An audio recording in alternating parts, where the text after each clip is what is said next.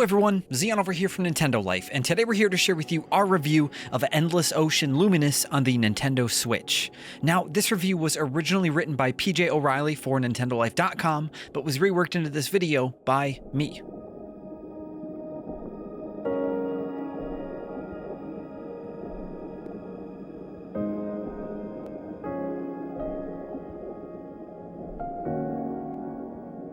There are a whole lot of, well, let's say Wii-centric video games from the history vaults that, in theory, seem like they might be a bit of fun to revisit on Nintendo Switch. You know the sort of thing. Nintendo usually likes to try pairing some newfangled novelty control scheme with an activity you'd never tried in a video game before. And the Endless Ocean series fits right into this mold.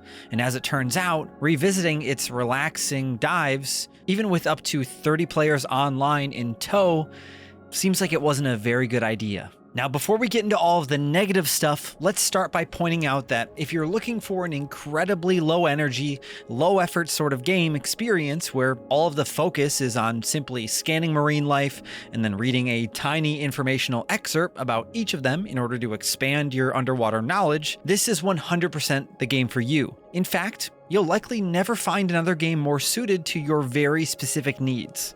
So please enjoy. For the rest of us though, as much as learning about all of the amazing creatures that live under the sea is a captivating pursuit, we're not sure we can justify the price tag given that there's really not a whole lot more to do here. Endless Ocean Luminous takes the basic premise of its predecessors, 2007's Endless Ocean and 2009's Endless Ocean Blue World, or Endless Ocean 2 if you're in Europe, plonking you in tight-fitting scuba gear beneath some very pretty waves. It's here that you'll get to use a scanner by holding down the L button to catalog an admittedly impressive array of aquatic biology as you embark on solo or shared dives. There are various tiers of sea life to find, from your average Joe starfish to some great monstrosities with scary names like Thanatos, which is apparently the embodiment of death. Scanning this stuff is fun for a little while, no doubt about it.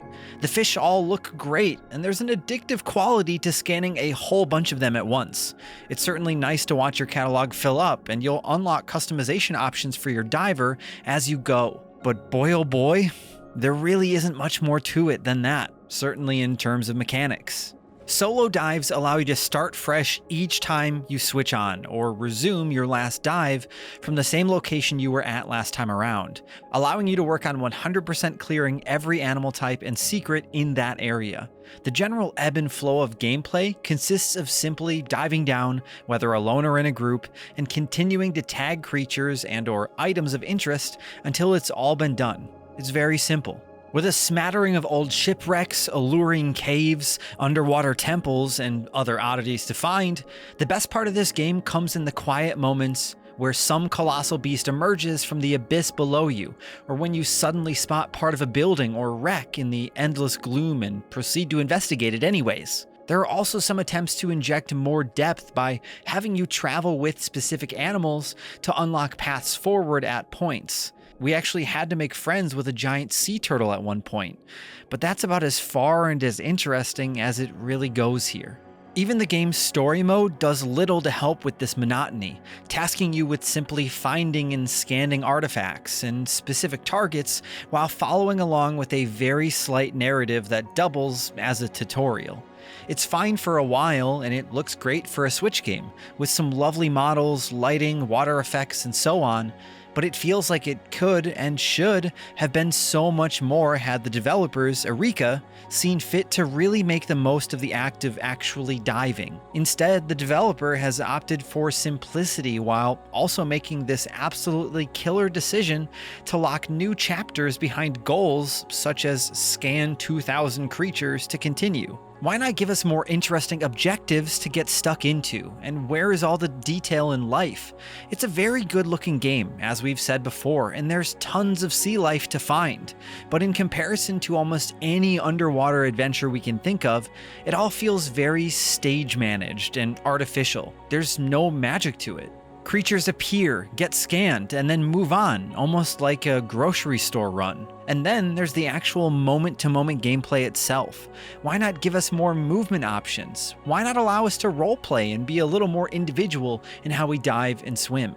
Couldn't we have had the option to control more aspects of our dives, such as prepping air supplies, utilizing pressure, or selecting suitable dive points based on our range of conditions?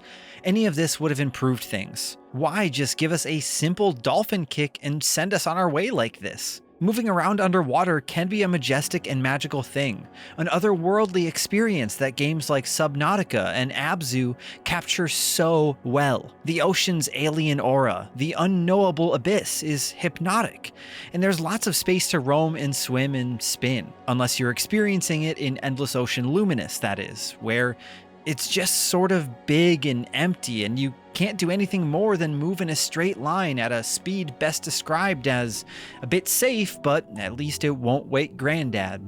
Given that this is first and foremost an online experience, it's a nice surprise to see a story mode here at all, and it does a reasonable job of showing you how to complete tasks, but it also lays bare just how shallow and repetitive the core gameplay loop is. If you give yourself over to it completely, the environmental story message, which has you scan fish to save the world tree, or to learning everything it's got to teach you, you may get a few hours of limited fun out of it, but not much more. The main meat of the game here is the group diving mode that allows for up to 30 players simultaneously to explore the ocean, and it's where we expected all of these disappointments to shake loose, where the game would drop its guard and get going properly.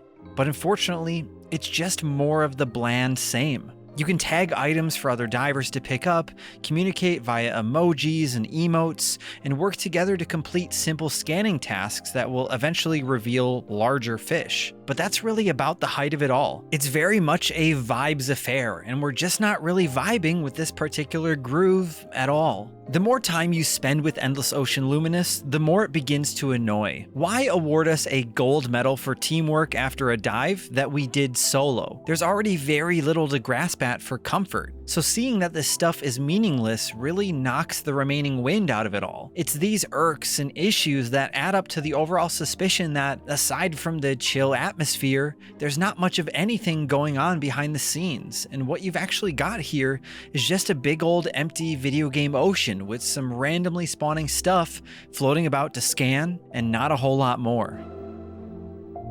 Endless Ocean Luminous attempts to revive a niche Wii franchise as an online exploration experience, and fails miserably in the process. In comparison to the likes of Subnautica and Abzu, this is an empty, cold, and boring ocean space to explore, devoid of any real reason to play beyond its generally relaxing ambiance and the opportunity to learn some facts about underwater animals. Even taken on those terms, it's weak. Its online play is basic and bland, and its story does little to engage beyond teaching you the ropes. It really didn't need to be this boring, but it is. We here at Nintendo Life give Endless Ocean Luminous on the Nintendo Switch a 5 out of 10. It should go without saying we never enjoy giving a middling score like this.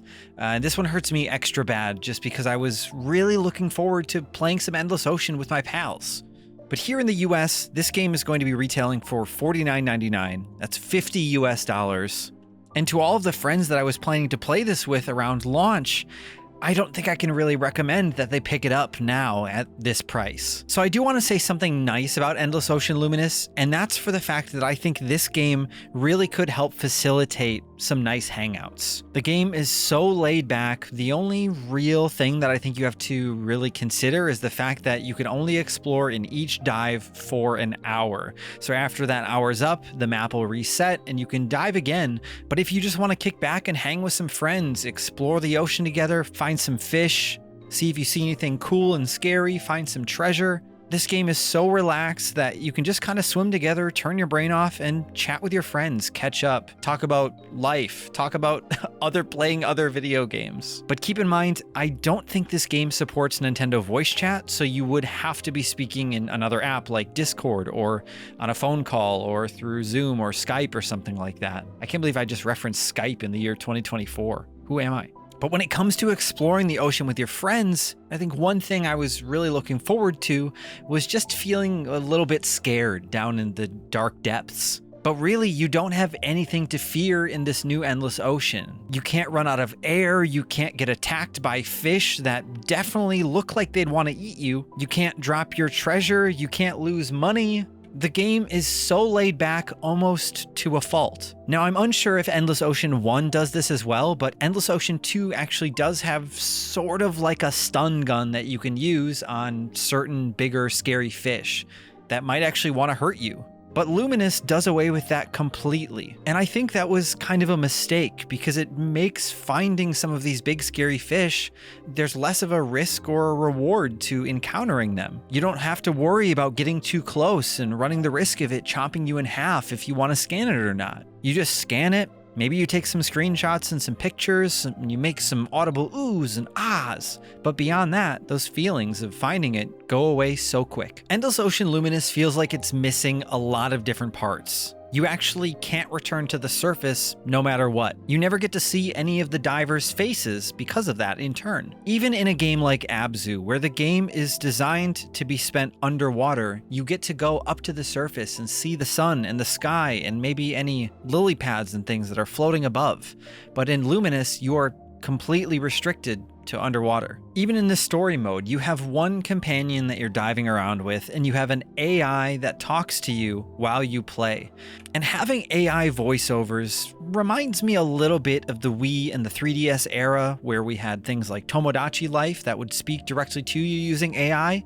But in 2024, it makes it feel like this is a bit of a rush job and doesn't have that same novelty and charm as it did back in the early 2000s. It's also really nice that you have such a wide range of color customizations for your diver's outfit, but no matter which suit you purchase and decide to customize, you'll notice that they're all actually the exact same design. It's only the colors that have changed. Everything here really feels so half-baked. Even the swimming itself, especially when you compare it to a lot of other games that have such a heavy emphasis on underwater exploration, it really just misses the mark.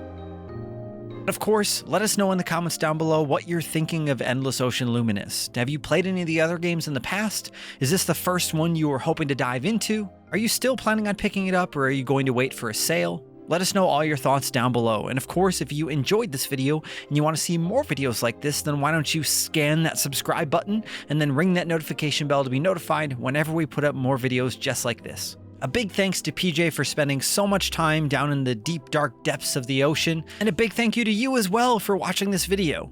I'm Zion from Nintendo Life, stay safe out there, and we will see you all next time.